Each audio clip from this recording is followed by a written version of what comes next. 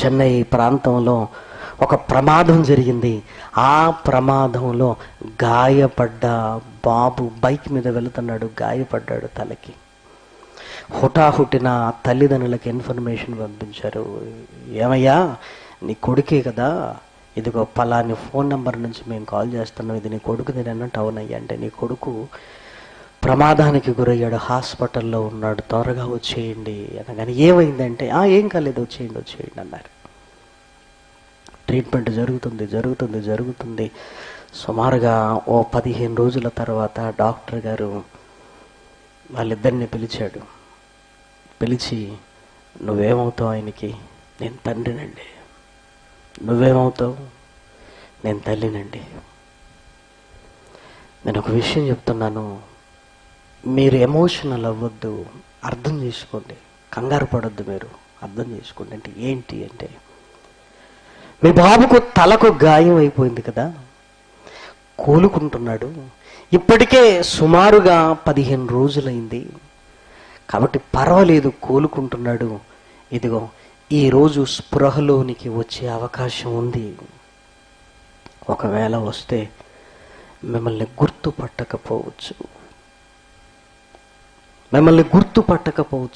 మీరు కంగారు పడకండి అన్నాడు. తండ్రి అంటున్నాడు, నేను తండ్రినండి, నన్ను గుర్తుపట్టకపోవటం ఏంటి? తలకు దెబ్బ తగిలింది కదా, అందుకే గుర్తుపట్టకపోవచ్చు. అలానా? తల్లి ఏమంటుందో తెలుసా? ఏమండి, నేను వాడిని కన్న తల్లినండి, నన్ను గుర్తుపట్టకపోవటం ఏంటి? నన్ను గుర్తుపట్టకపోవటం ఏంటండి? 9 నెలలు మోసానండి, ఇదిగో ఈ గుండెలకు హత్తుకుని వాడిని పెంచానండి, ఇదిగో నన్ను గుర్తుపట్టకపోవటం ఏంటి? ఏమంటే కంగారు పడుతుందండి. చూసారా?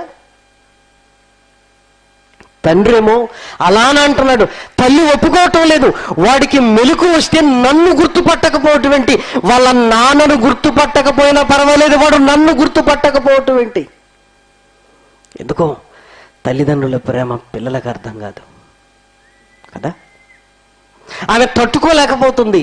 భర్తను చూసి, ఏమండి మీ ఆవిడకి చెప్పండి అండి, ఇదిగో గుర్తుపట్టకపోతే ఏమేమైపోద్దో అన్న భయం వేస్తుందండి మాకు. ఏంటండి అంటే, తల్లి కదండి, తల్లి కదా.